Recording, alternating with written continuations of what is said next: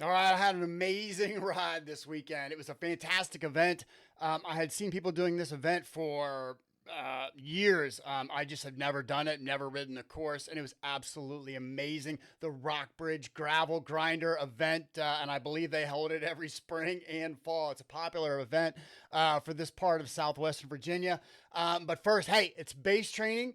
Let's launch November. Reach out to me if you're interested in coaching. These next 4 to 5 months are going to be the most important months of the entire year. Let's rock it out. And then let's do a summer training camp this winter in Columbia. It's January,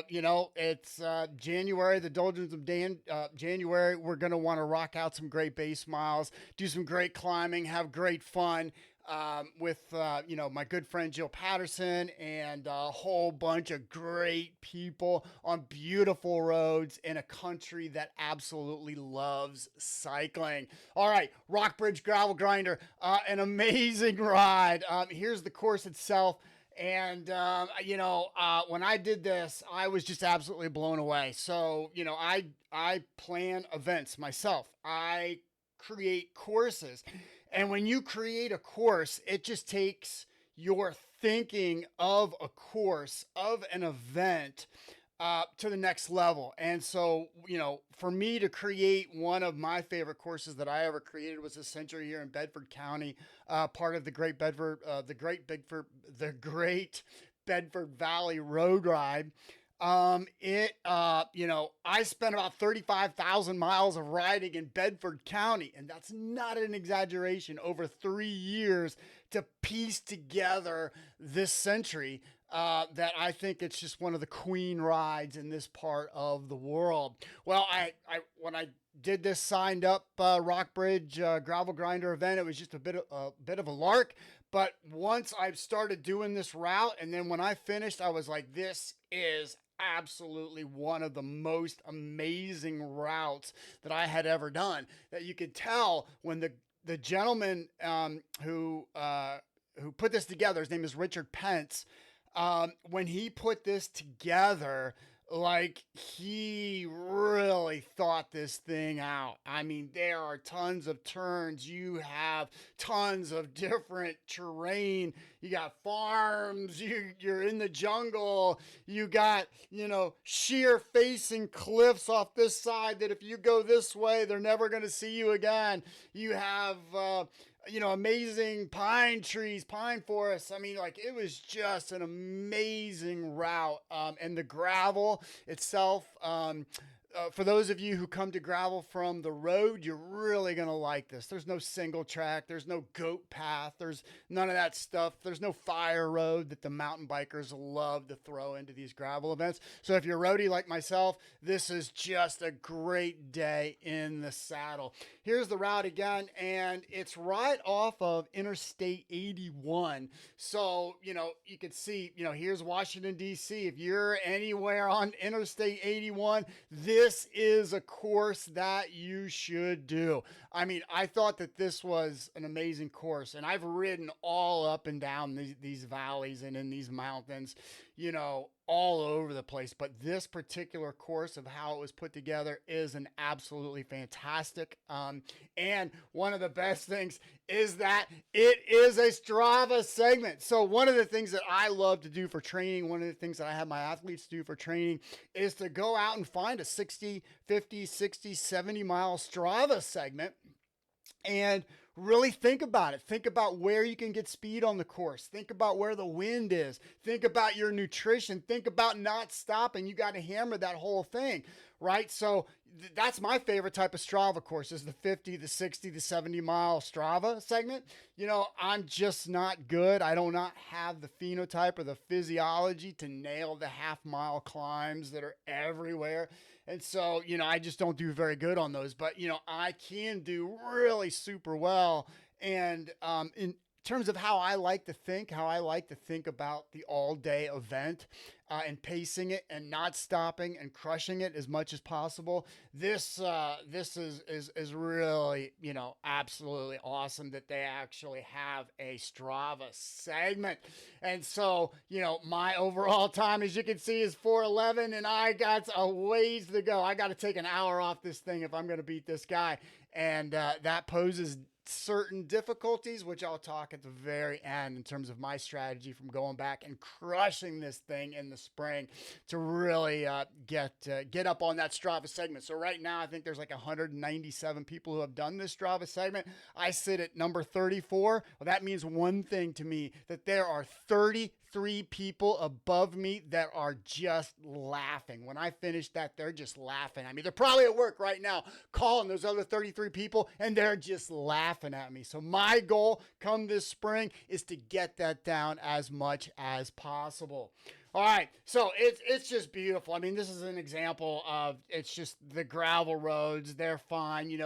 This particular road, it wound up through here. You got great, huge, beautiful farms, but then it went up through the woods, and then you're just in all shade in the woods, and then you're back out with farms, and then you're going up a climb, and then you're back out with these great slow rolling Piedmont Valley farms that are just absolutely gorgeous this time of year. So, it's just an amazing route with so many different types of views.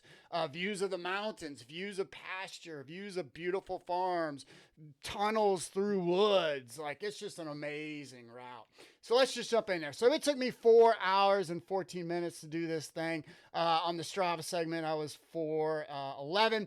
I went out there, didn't know what to expect. I just went out there easy, just have a good zone 2, zone 3 day. So I had an RP of 7, 62 miles, got a good TSS for the day, 247. My average watts was 182. My NP was 205. So that sits right exactly at my zone 2. And I had an IF of 0.76. Now, what I love about this is that, this is shows where you're spending your time and your energy. And so this is all aerobic. This is anaerobic, and this blue is a mixture of your aerobic and your anaerobic. And so for those of you who are familiar with this chart, this is your training impact score chart. And I had a score out of 10 aerobically, but only 5 anaerobically. And so, already I'm thinking about that Strava segment. So out of score of 1 to 10, I got a 10 aerobically, meaning, that was, I really pushed myself aerobically, but I have a lot to go anaerobically. So when I finish this segment in the spring, I'm going to have a 10 anaerobic, and I'm going to have a 10 aerobic. So basically for next spring, when I come out to rock out this thing, I'm going to have a lot more up here.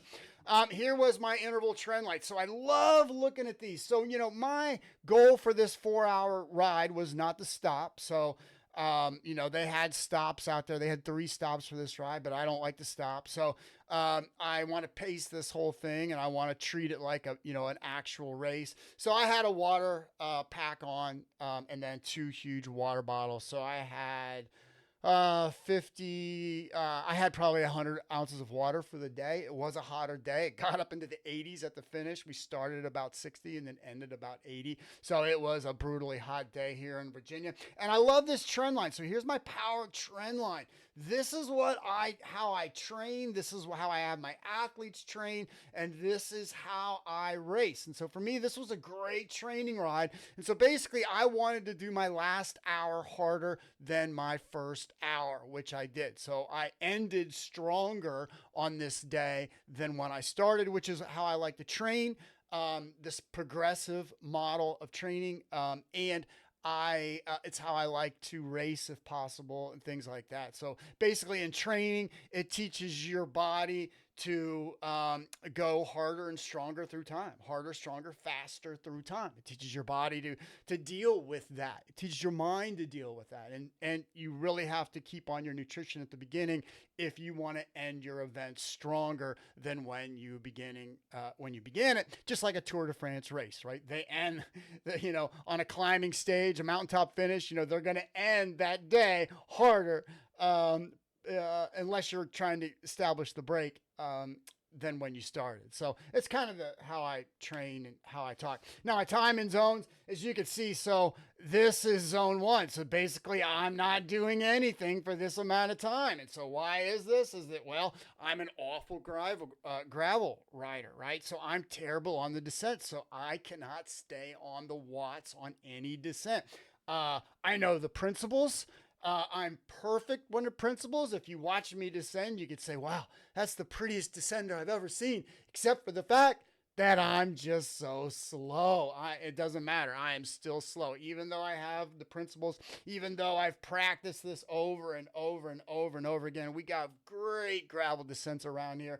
I am just the slowest. And I'm going to have to really step out of my game, like pick up mountain biking or something like that, if I'm going to want to learn to descend faster on the gravel bike. So a lot of time in zone 1, which is disappointing for me to see. And then all of these were great. I just was like thinking, for this ride, I was just going to do zone 2 on the flats. I was just going to do tempo climb. So I was just going to treat the whole 4 hours like a tempo climb workout. So it's the type of workout where I just tell my athletes, like, for an hour or 2 hours or wherever they are in their progression, hey, just go out for an hour. Whenever the road pitches up, go tempo. Right? That's the simple of the workout. So I was basically just going to do that for 4 hours or for the 62 miles, however long it took me to get that done. All right. I love to look at cardiovascular drift. And so this is fascinating. So I did have some drift, right? So obviously I end the ride harder. So here's my power trend line. And so you can see it trends up, meaning I have more power at the end than at the beginning. And then my heart rate goes up as well to match that. But the temperature goes up, remember. So I'm in the 80s. So I have environmental. I have 2 factors pushing up my heart rate towards the end. 1, environmental factors. It's just hot outside. And then 2, I was giving it more gas at the end. And so it was like no red flags there. But I always like to look at that cardiovascular drift, especially when the athlete is really trying to pace and, not go crazy 1 minute, relaxing the second, crazy the next minute. I really do like to look at that cardiovascular drift as much as possible. Here's my DFRC chart, right? So the principle is that all of this is my power. And then whenever I went above threshold, whenever I went above my FTP, this number, this blue line starts to tick down. And then whenever I relax, you see I'm kind of relaxed right here, the blue line goes back up. This is great because it gives you a great pictorial analysis of how the ride, went. And so this is typical for a gravel ride in these mountains where, it's just basically all up and down all day, and then some of the gravel pitches can get up to, 10, 12% pretty quickly for just a short period of time on this route. But I like to look at that just to see where I was. And so I can look at that and just say, hey, this was a pretty vigorous ride for the day. Then that brings us back to the Strava segment. Now, what do I want to do for this thing? So I'm going to come back. I'm going to train all fall. I'm going to come back this spring. And basically, I really need to up my game. And so, here is the elevation of this thing. And that black line represents a spot. I did have a minute stop in this thing because I had nature called at that particular moment. So I needed to go. So basically what this shows is, took me an hour and 20 minutes to get to this spot. And so my first hour and 20 minutes, I was only at an 174 average watts. And so what am I going to do immediately for this next time? When I go back out, I'm going to want that number to be, like 50 watts higher. I'm going to want to be at 225, 220. And so I'm going to want to take 20 minutes where I can on this course. And that first hour and, 20 minutes, I can take 20 minutes right there easy. I can really shed most of my time at that spot. And then what's my strategy? Basically it's just going to be go, just try to be low tempo here, high tempo here, low tempo here, high tempo here.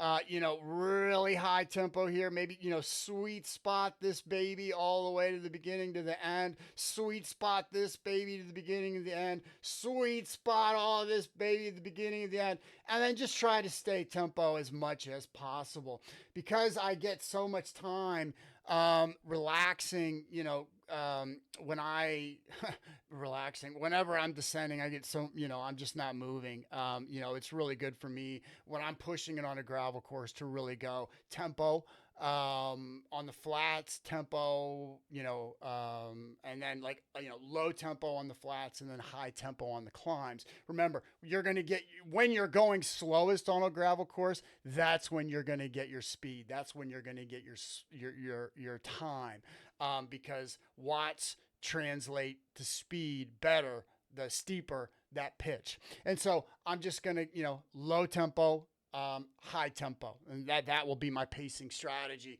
And I should be able to easily take 30 minutes off that time. And so, yeah, so that was going to be how I'm going to do it. Hey, you have any coaching questions, reach out. Rockbridge Gravel Grinder, can't recommend it enough. Do it, do it, do it.